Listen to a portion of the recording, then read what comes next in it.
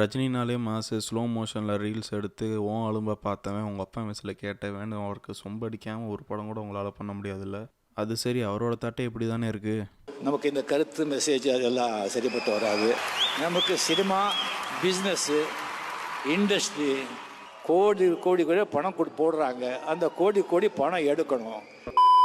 என்னதான் ரஜினிக்கு maximum of movies அவரோட ஸ்டார்டம்கானதாக இருந்தாலும் அவர் ஒரு பக்காவான பெர்ஃபார்மர்னு இந்த ஜென்ரேஷனில் நிறைய பேருக்கு தெரியாது. அப்படி அவரோட சாலிடான பெர்ஃபார்மன்ஸ் உள்ள படங்கள் என்னென்னு தான் இன்றைக்கி நம்ம பார்க்க போகிறோம்.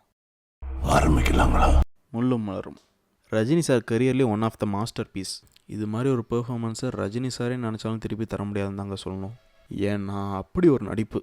முக்கியமாக ஒரு சீனை சொல்லணுன்னா, காளி குமரனை பார்க்க போவார். அந்த சீனில் ஒரு டயலாக் வரும். சார் சார் 2 கையும் 2 காலும் போனா கூட காளிங்கிறவன் பொழிச்சுக்குவா சார். கெட்ட பைய சார் அவன். அந்த என்டையர் சீனுமே ரஜினி சாரை தவிர யாராலையுமே நடிக்க முடியாதுங்க. அந்த கேரக்டருக்கு அவர் மட்டும்தான் ஃபிட் ஆடுவார்.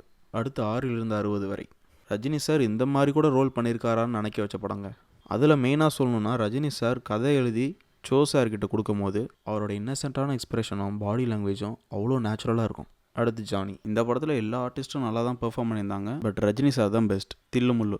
ரஜினி சார் கரியரில் காமெடி ஃபிலிம்ஸ்னு லிஸ்ட்டு போட்டால் இந்த படம் இல்லாமல் இருக்காது. ஏன்னா இந்த படத்தில் ஹியூமர் அவ்வளோ நல்லா ஒர்க் அவுட் ஆகிருக்கும். கபாலி தமிழ் சினிமாவில் ஒரு கேம் சேஞ்ச் பண்ண படம். பிகாஸ் யாருமே எதிர்பார்க்காத ஒரு காம்போ. அதுவரை இருந்த ரஜினி சார் படத்தோட ஷேட் இல்லாத ஒரு படமாக தான் இது இருந்துச்சு. ஏன்னா அதுக்கு முன்னாடி இருந்த ரஜினி சார் படங்களில் மாசான என்ட்ரி, ஓப்பனிங் சாங்கு, சீனுக்கு சீன் பணத்தை பற்றின அட்வைஸு அதெல்லாம் இல்லாமல் ஃப்ரெஷ்ஷாகவே இருந்துச்சு.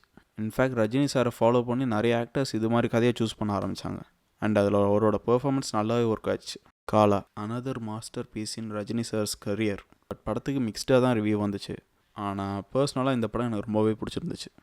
இது இல்லாமல் நிறைய படங்கள் இருக்குது, லைக் தளபதி, நெட்ரிக்கன், கை கொடுக்கும் கை, இது மாதிரி. பட் ஏன் மேக்ஸிமம் அவர் ஸ்டார்டம்கான படமாக பண்ணுறாருன்னா, அவர் நல்ல கண்டென்ட் படம் பண்ணால் ஃபேன்ஸ் ஆடியன்ஸ் ஆன நம்மளே அக்செப்ட் பண்ணிக்க மாட்டேங்கிறோம். எக்ஸாம்பிள் கபாலி, காலா, லாஸ்ட்டாக வந்த வேட்டையன் வரைக்கும். எனக்கு பர்சனலாக வேட்டையன் ரொம்பவே பிடிச்சிருந்துச்சு. ஆல்சோ சில மாஸான எலிமெண்ட்ஸ் அந்த படத்துக்கு தேவையில்லான்னு தான் தோணுச்சு. அப்பார்ட் ஃப்ரம் தட் படம் நல்லா தான் இருந்துச்சு. பட் வேணும்னே நெகட்டிவ் ரிவ்யூஸ் கொடுத்தாங்க. எனக்கு தெரிஞ்சு கமல் சாருக்கு ஈக்குவலாக பெர்ஃபார்மன்ஸ் கொடுக்குற பொட்டென்ஷியல் ரஜினி சாருக்கு இருக்குது. ஏன்னா ஃபிலிம் ஸ்கூல் போய் முறையாக ஆக்டிங் கற்றுக்கிட்டாரு. ஸோ அவர் ஒரு பக்காவான பெர்ஃபார்மர் தாங்க. அண்ட் வெற்றிமாறன் சார் கூட ரஜினி சார் படம் பண்ணுற மாதிரி இருந்துச்சு. பட் அது பொலிட்டிக்கல் ஸ்டோரி அப்படின்னு சொல்லி ரஜினி சாரே வேணான்னு சொல்லிட்டாரு. நான் தலைவா. அதுக்கப்புறம் வெற்றிமாறன் சார் கிட்ட ஒரு ஸ்டோரி இருக்குது அப்படின்னு சொல்லிட்டு வெற்றிமாறன் ஒரு ஸ்டோரி சொன்னாங்க. சூப்பர் ஸ்டோரி, எக்ஸலண்ட், பட் அரசியல். இந்த படம் இப்போ வேண்டாம், நாம் வேண்டாம் அப்படின்னு சொல்லிட்டு அவர்கிட்ட நான் சொன்னேன்.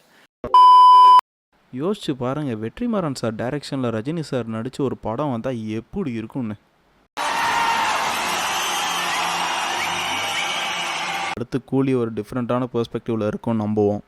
அப்புறம் என்னப்பா, நெக்ஸ்ட் ஒரு இன்ட்ரெஸ்டிங்கான டாப்பிக்கில் வீடியோ வரும், ரைட்டா?